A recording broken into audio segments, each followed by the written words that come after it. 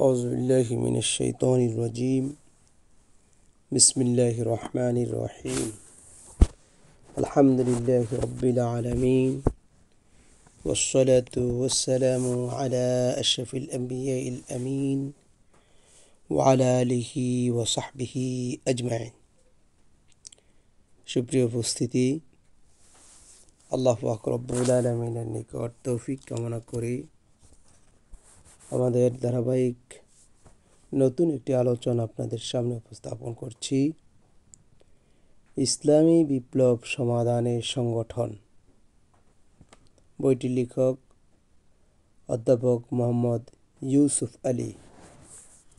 ইনশাআল্লাহ সংক্ষেপে আমি তা আপনাদের সামনে উপস্থাপন করব।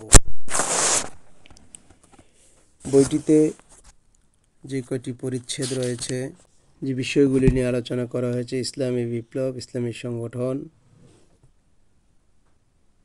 ঐতিহাসিক পর্যালোচনা, ইসলামী আন্দোলন ও সংগঠন ও ইসলামী বিপ্লব, আম্বিয়ায়ে কেরাম এবং ইসলামী বিপ্লব, সংগঠনের দুর্বলতা ও মজবুতি,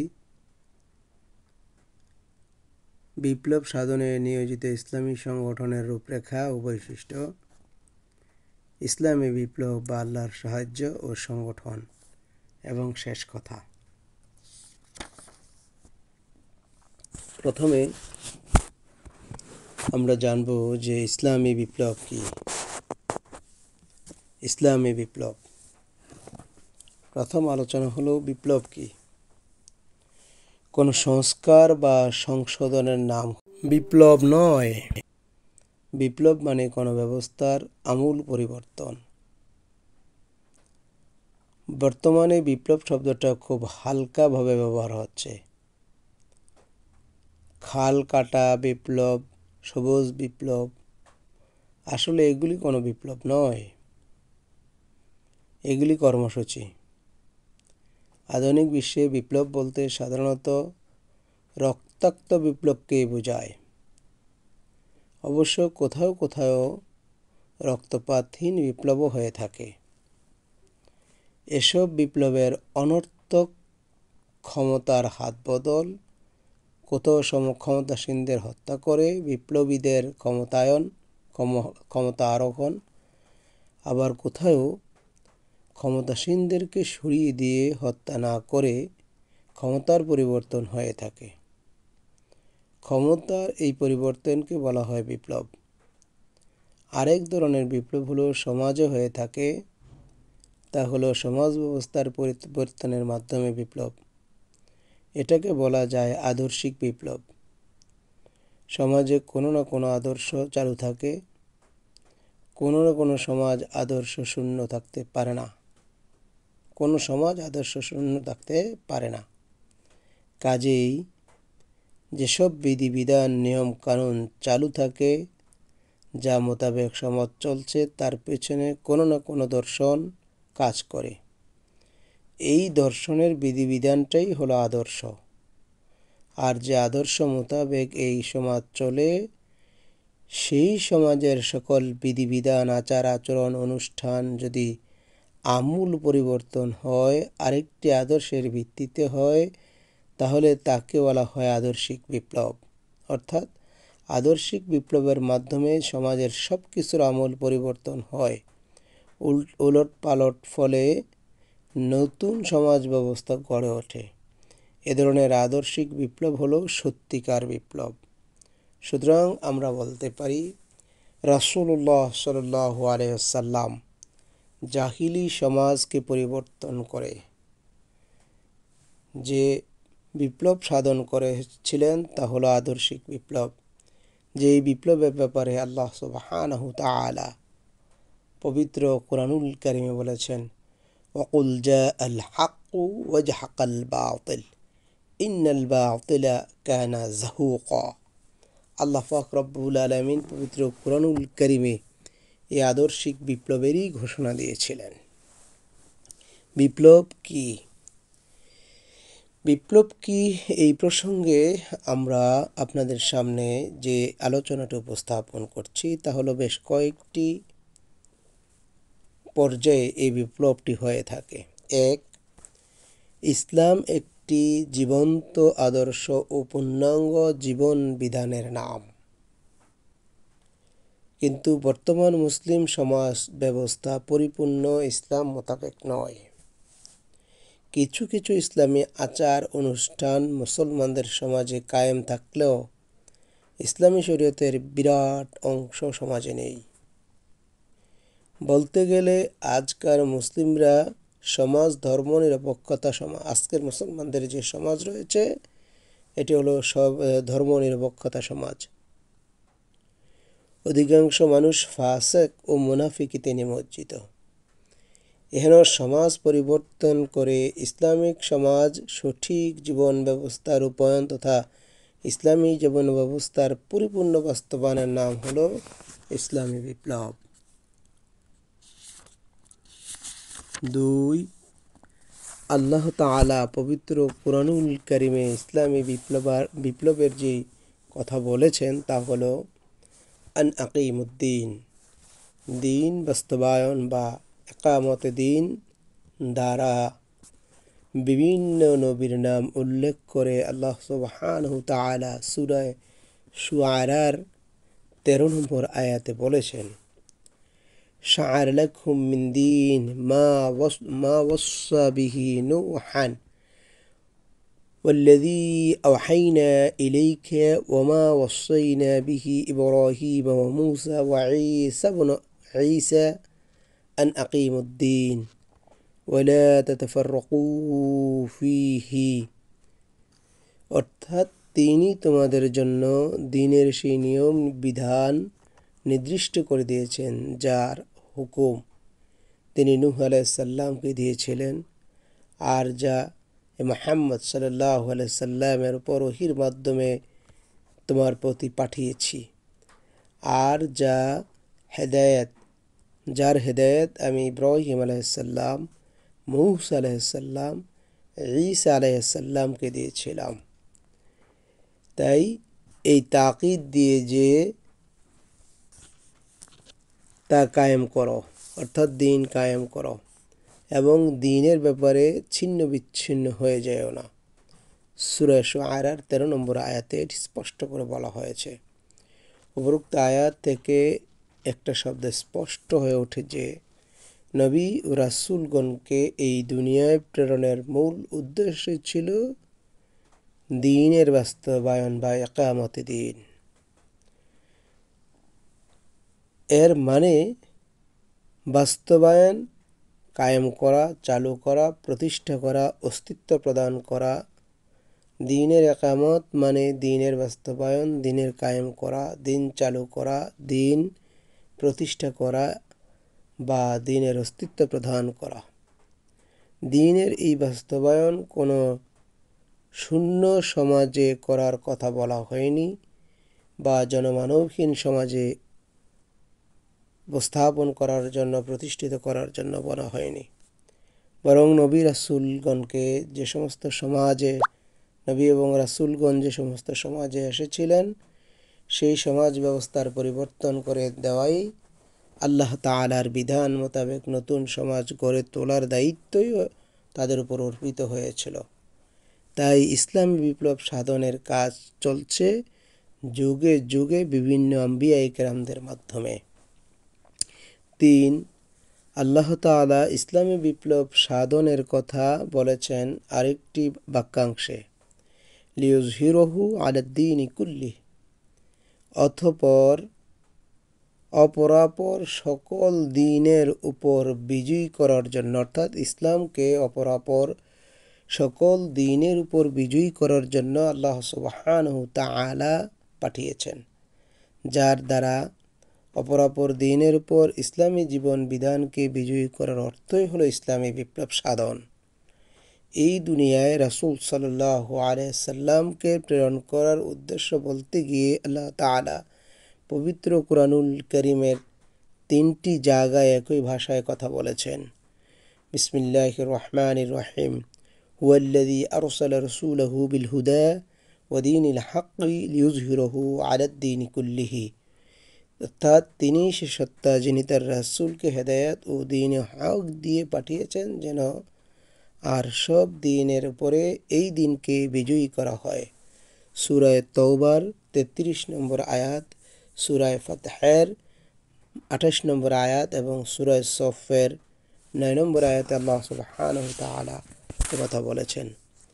একথার সুস্পষ্ট অর্থ দাঁড়ায় যে রাসূলুল্লাহ সাল্লাল্লাহু আলাইহি ওয়াসাল্লামকে দুনিয়ায় আল্লাহ তাআলা এক হেদায়েতের বাণী দিয়ে পাঠিয়েছেন, যাতে রাসূলুল্লাহ সাল্লাল্লাহু আলাইহি সাল্লাম সেই দ্বীনে হককে অন্য সব জীবন বিধান দ্বীনের উপর বিজয়ী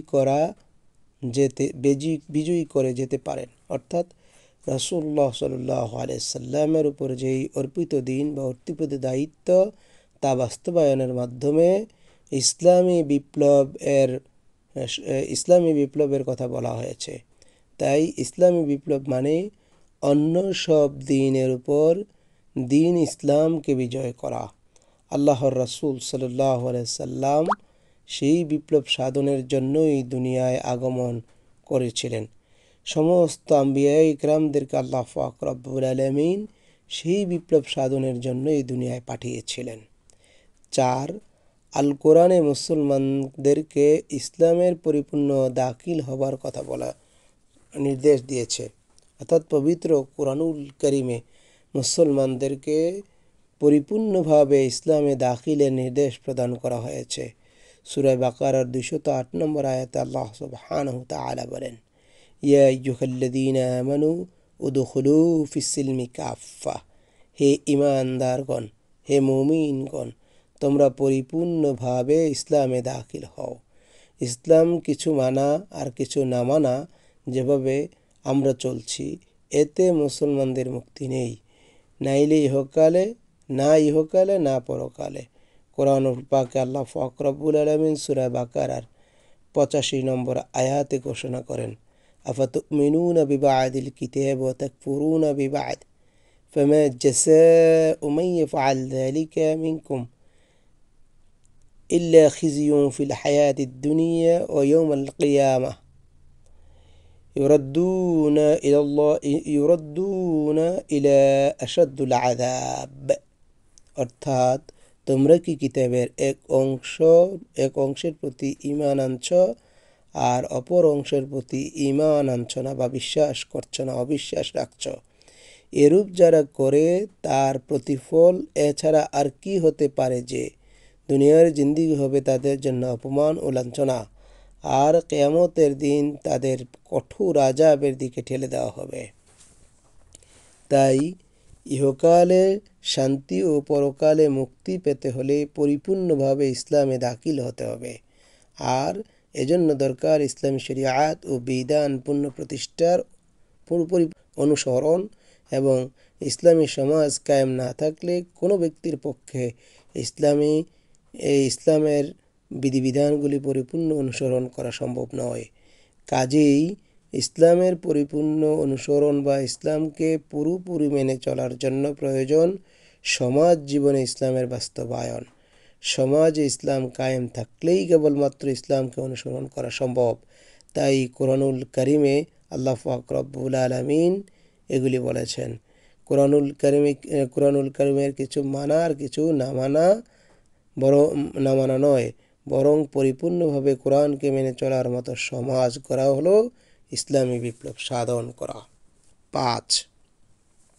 ইসলামী বিপ্লব মানে হচ্ছে হুকুমত ইলাহিয়া বা খিলাফতে ইলাহিয়া কায়েম। হুকুমতে ইলাহিয়া বা খিলাফতে ইলাহিয়ার অর্থ হলো আল্লাহর হুকুম, আহকাম, আল্লাহর খিলাফত সমাজের মধ্যে পুরোপুরি প্রতিষ্ঠিত করা। আল্লাহ সুবহানাহু ওয়া তাআলা কোরআনের মাধ্যমে বিশ্বাসীদেরকে তাদের কি করণীয় আর কি বর্জনীয় তা পরিষ্কার ভাষায় জানিয়ে দিয়েছেন। পবিত্র কোরআনুল কারীমের ঘোষণা এবং মানব সমাজ কিভাবে আল্লাহ তাআলার হুকুমে কেবলমাত্র চলবে, এই জন্য পবিত্র কোরআনুল কারীমে আল্লাহ সুবহানাহু ওয়া তাআলা তার বিস্তারিত বিবরণ দিয়েছেন। আল্লাহ সুবহানাহু ওয়া তাআলা বলেন, ইনিল হুকমু ইল্লা লিল্লাহ। আল্লাহ ছাড়া অন্য কারো কোনো হুকুম চলবে না। কোরআনে আরও ঘোষণা করেছেন, আলা লাহুল খালক ওয়ালাহুল আমর, সাবধান।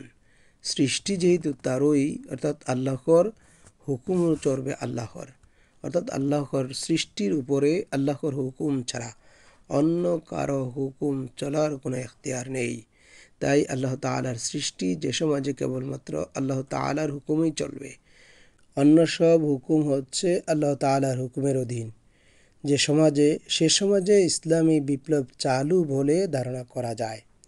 তেমনিভাবে আল্লাহ তাআলার খিলাফত কায়েম করেছিলেন আম্বিয়ায়ে ইকরাম। বিশ্বনবী মুহাম্মদ রাসূলুল্লাহ সাল্লাল্লাহু আলাইহি সাল্লাম কোরআনের ভিত্তিতে যে সমাজ গড়ে তোলেন তা খিলাফতে উলুহিয়ার আদর্শ নমুনা। এমনিভাবে হুকুমতে ইলাহিয়া বা খিলাফতে ইলাহিয়া কায়েমের মানেই হলো ইসলামী বিপ্লব সাধন। 6, ইসলামী বিপ্লব মানে আমর বিল মারুফ এবং নাহি আনিল মুনকার, ভালো কাজের নির্দেশ করা এবং খারাপ কাজের নিষেধ করা। আল্লাহ রাব্বুল আলামিন পবিত্র কুরআনুল কারীমের সূরা আলে ইমরানের 104 নম্বর আয়াতে বলেন, ওয়ালতাকুম মিনকুম উম্মাতুন ইয়াদউনা ইলাল খায়র ওয়া ইয়া'মুরুনা বিল মা'রুফ ওয়া ইয়ানহাউনা আনিল মুনকার। অর্থাৎ তোমাদের মধ্যে অবশ্যই একটি দল থাকতে হবে যারা কল্যাণের দিকে আহ্বান জানাবে, ভালো কাজের নির্দেশ দিবে এবং মন্দ কাজ থেকে মানুষকে বিরত রাখবে। বস্তুত সমাজের লোকদের মধ্যে ভালো কাজ ও সৎ কাজের প্রচলন এবং অসৎ বা খারাপ কাজের বা অশ্লীল বা নির্লজ্জ কাজের দমন ও বন্ধকরণের মধ্য দিয়েই নিহিত রয়েছে সমাজের শান্তি ও নিরাপত্তা। ভালো ও সৎ কাজের আদেশ এবং খারাপ বা অসৎ কাজ বন্ধকরণের জন্য প্রয়োজন হলো রাষ্ট্রীয় শক্তির মাধ্যমে এ কাজের আঞ্জাম দেওয়ার কথা ঘোষণা করা হয়েছে আল কোরআনের সূরা হাজ্জের 41 নম্বর আয়াতে। আল্লাহ পাক রব্বুল আলামিন বলেন, আল্লাযীনা ইম্মাক্কান্নাহুম ফিল আরদি আকামুস সালাহ ওয়া আতুস যাকাহ ওয়া আমরু বিল মা'রুফ ওয়ানহাউ আনিল মুনকার। আর তাদেরকে আমরা যদি পৃথিবীতে প্রতিষ্ঠিত করি, তারা সালাত কায়েম করে, যাকাত আদায় করে, ভালো ও সৎ কাজের নির্দেশ দেয় এবং খারাপ ও অসৎ কাজ থেকে বিরত রাখে। এমনিভাবে ইসলামী রাষ্ট্র ব্যবস্থার পক্ষ থেকে ভালো সৎ কাজের প্রচলন এবং অসৎ বা খারাপ কাজ বন্ধকরণের কর্মসূচি নিলেই এ কাজ যথাযথভাবে হতে পারে এবং এ কাজ যথাযথভাবে সম্পূর্ণ হলেই ইসলামী বিপ্লব সাধিত হয়েছে বলে বলা যায়। বস্তুত ইসলামী বিপ্লব এটাই কর্মসূচি, ইসলামী বিপ্লবের এটাই কর্মসূচি এবং এর বাস্তবায়নের মাধ্যমে ইসলামী বিপ্লবের কার্যকর নমুনা প্রতিষ্ঠিত হবে। এর বাস্তবায়নের নাম হলো ইসলামী বিপ্লবের কার্যকর নমুনা। 7, ইসলামী বিপ্লব মানে বাতিলের পতন ও হকের বিজয়। সমাজে হক ও বাতিলের মধ্যে রয়েছে এক চিরন্তন লড়াই। এ দুনিয়ায় মানুষের বসবাসের সেই শুরু থেকে আজ পর্যন্ত হক ও বাতিল, সৎ ও অসৎ, ন্যায় ও অন্যায়ের মধ্যে একটি লড়াই চলছে। এই লড়াই চিরন্তন। এই লড়াই চলবে আবহমান কাল ধরে। এই লড়াই কখনো বিজয়ী হয়, বাতিলের পতন হয়, আবার কখনো বাতিল জয়লাভ করে চলে বাতিলের দুর্দান্ত প্রতাপ। তবে সবসময় হকের আগমনে বাতিল মিটে যায়, যার ঘোষণা দিচ্ছে পবিত্র কুরআনুল কারীমের সূরা বনী ইসরাঈলে। আমরা যদি দেখি সূরা বনী ইসরাঈলে আল্লাহ পাক রব্বুল আলামিন বলেছেন, জাআল হাক্কু ওয়া জাহাকাল বাতিল ইন্নাল বাতিলা কানা যাহুকা।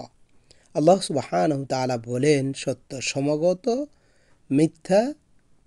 সত্য এসেছে, মিথ্যা মিটে গেছে। সত্য সমাগত, মিথ্যা বিতাড়িত। নিশ্চয়ই বাতিল মিটে যাবে। মিথ্যা ও বাতিল যতই দাপট পূর্ণ হয় না কেন, যতই দাপট তাদের থাকে না কেন, দুনিয়া দেখা যাক না কেন, তা স্থায়ী নয়, বরং হকের বিজয়ী চূড়ান্তভাবে অনিবার্য। হকের উৎস হলো মূল আল্লাহ তাআলা, আর মিথ্যা বা বাতিলের উৎস হলো শয়তান। তাই চূড়ান্তভাবে বিজয় আল্লাহর তথা হকেরই, আর হকের এই বিজয়ের নাম হলো ইসলামী বিপ্লব। ৮. ইসলামী বিপ্লব মানে সমাজ জীবনের সার্বভৌমত্ব স্বীকৃতি এবং আল্লাহ তাআলার দাসত্ব ও গোলামি কবুল করানো। আল্লাহ তাআলার দাসত্ব গ্রহণের জন্য প্রয়োজন শয়তান তথা তাগুতের দাসত্ব বর্জন করা। আল্লাহ সুবহানাহু তাআলা কোরআনুল কারিমে বলেছেন, আনে আবুদুল্লাহ ওয়াজতানিবুত তাগুত, আল্লাহ তাআলার দাসত্ব গ্রহণ করো, তাগুতকে অস্বীকৃতিকে বা বর্জন করো। অর্থাৎ ইসলামী বিপ্লব সাধিত হলে সমাজে শয়তানের যে রাজত্ব চলছে তা হবে অবসান, সর্বক্ষেত্রে চালু হবে আল্লাহর গোলামি ও দাসত্ব। ব্যক্তিগত, পারিবারিক, রাজনৈতিক, অর্থনৈতিক, তমুদ্দুনের জীবন সংস্কৃতিতে, সভ্যতায়, বাণিজ্যে, ব্যবসায়, আইনে, আদালতে, শিক্ষা, প্রশাসন, শাসন, শৃঙ্খলা, যুদ্ধ, সন্ধি, আন্তর্জাতিক চুক্তি সম্পাদন ইত্যাদি সর্বক্ষেত্রেই তাগুতি বিধানের পরিবর্তে খোদাই বিধান চালু হবে। আর এভাবেই সর্বক্ষেত্রে আল্লাহ তাআলার দাসত্ব কায়েম হবে এবং সাথে সাথে হবে আল্লাহর সার্বভৌমত্বের স্বীকৃতি। লা ইলাহা ইল্লাল্লাহ এর ঘোষণার মাধ্যমে সর্বক্ষেত্রে সর্বপ্রকার সার্বভৌমত্ব শক্তিকে অস্বীকার করে আল্লাহ তাআলার চূড়ান্ত সার্বভৌমত্ব ঘোষণা করা দেওয়া হয়েছে। লা ইলাহা ইল্লাল্লাহের মানে হলো আল্লাহ ছাড়া কোনো মাবুদ নেই। সকল ক্ষেত্রে সকল শক্তিকে নিরুৎসাহিত করে নিঃশেষ করে আল্লাহ সুবহানাহু তাআলার একত্ববাদের ঘোষণাই হল লা ইলাহা ইল্লাল্লাহের মূল দাবি। এভাবে সর্বক্ষেত্রে আল্লাহর দাসত্ব ও সার্বভৌমত্ব চালু হলেই বোঝা যাবে ইসলামী বিপ্লব সাধিত হয়েছে। ৯. সাধারণ মানুষের ভাষায় ইসলামী বিপ্লব মানে আল্লাহর আইন ও সৎলোকের শাসন কায়েম বা চালু হওয়া। মানুষের মন গড়া আইন বা অসৎ ফাজের লোকের শাসনই সমাজ ব্যবস্থার সকল অশান্তির কারণ। মানুষ নিজের হাতে সমাজের বিভিন্ন শ্রেণী গোষ্ঠী, বিভিন্ন বিভাজন, বিভিন্ন জনমতের সৃষ্টির জন্য আইন তৈরি করলে তা পক্ষপাতদুষ্ট হওয়াটাই স্বাভাবিক। মানুষের পক্ষে ব্যক্তি, গোষ্ঠী, শ্রেণী, সময়, কালের ঊর্ধ্বে উঠে সম্পূর্ণ পক্ষপাতমুক্ত হওয়া এবং সেইরূপ আইন তৈরি করা বাস্তবেই অসম্ভব। তাই ইনসাফের দাবির ক্ষেত্রে গোত্র, কাল, শ্রেণী নিরপেক্ষ সেই মহাসত্তার তৈরি আইনই কেবলমাত্র মানুষের জন্য উপযুক্ত, ভারসাম্যমূলক, ন্যায়ভিত্তিক, পক্ষপাতযুক্ত। সেই আইন মানুষকে দিতে পারে শান্তি, স্বস্তি, মুক্তি। কিন্তু মানুষের জন্য আল্লাহর তৈরি সেই আইন প্রয়োগ করবে কে? যারা সত্যিকারভাবে আল্লাহর আইনের প্রতি বিশ্বাস ও আস্থা রাখে না, যারা কোরআনের আলোকে তাদের চরিত্র গঠন করে না, যারা যাবতীয় কার্যক্রমের কোনো পরোয়া করে না, আল্লাহ তাআলার আইনের কোনো পরোয়া করে না, সে ধরনের অসৎ, ফাসেক, ফাজের, বেঈমান ব্যক্তিদের দ্বারা কি আল্লাহর আইন বাস্তবায়ন করা যুক্তিসম্মত বা স্বাভাবিক? কিছুই নয়। বরং আল্লাহ তাআলার আইন চালু করার জন্য দরকার আল্লাহর আইন সম্পর্কে অভিজ্ঞ, দক্ষ, সৎ, যোগ্য লোকদের এমন একটি দল যারা আল্লাহর আইন তথা আল কোরআনের প্রতি রাখে মজবুত ঈমান এবং গভীর আস্থা, যারা তাদের চরিত্রকে গড়ে তোলে আল কোরআনের আলোকে এবং তাদের যাবতীয় কর্ম সম্পাদন করে আল কোরআনের শিক্ষার ভিত্তিতে। তাই সমাজের কল্যাণ, শান্তির জন্য প্রয়োজন সমাজের মধ্যে আল্লাহর আইন, সৎ লোকের শাসন কায়েমের ব্যবস্থা।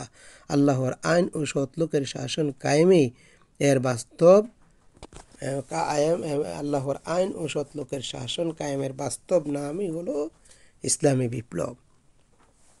আমরা উপরোক্ত আলোচনার মাধ্যমে আল কোরআন এর বিভিন্ন আয়াতে উদ্ধৃত আমাদের ইসলামী বিপ্লব বিষয়টি বোঝানোর চেষ্টা করলাম।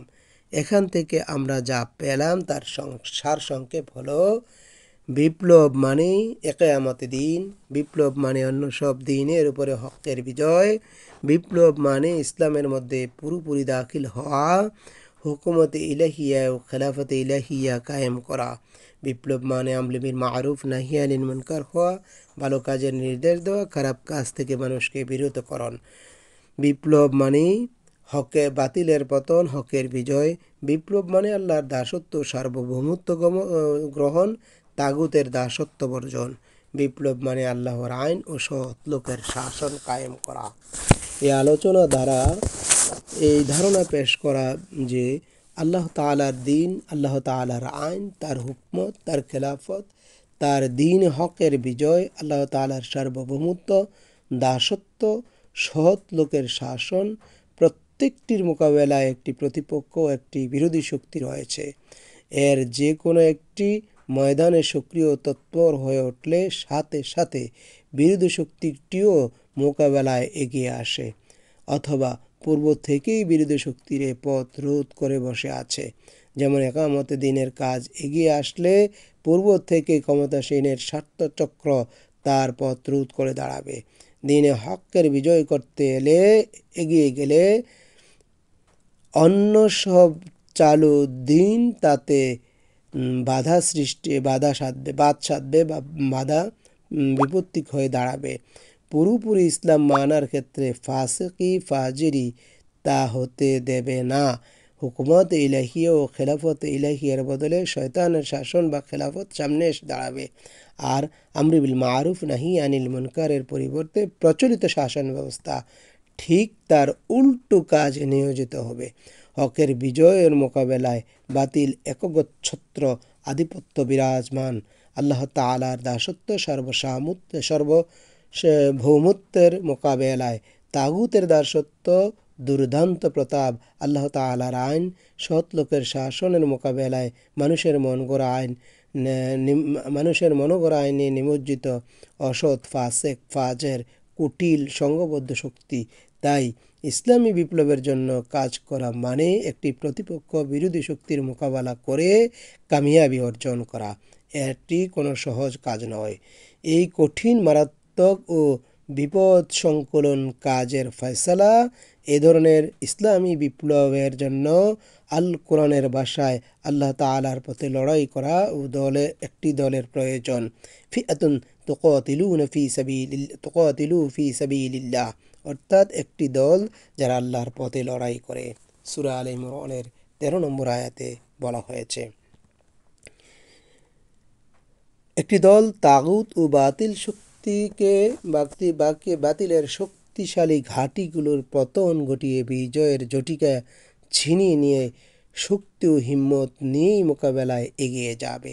কাজেই এ দলের নেতা কর্মীদের কঠিন ফয়সালা নিয়ে মাঠে নামতে হবে।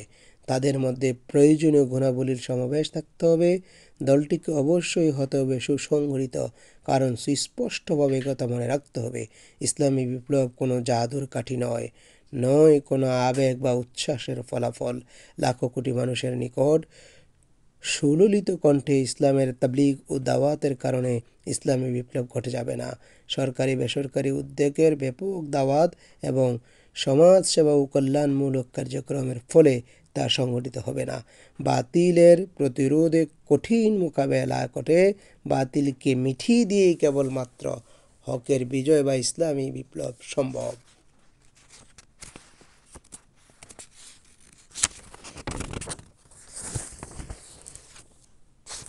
তাহলে ইসলামী বিপ্লব বলতে আমরা যা বুঝলাম তা হলো পূর্ণাঙ্গ সর্বব্যাপ্ত জীবন বিধান, ইসলামকে সমাজের পুরোপুরিভাবে কায়েম করার লক্ষ্যে তাগুত ও বাতিল কায়েমি স্বার্থের প্রচণ্ড শক্তির মোকাবেলা করতে হবে।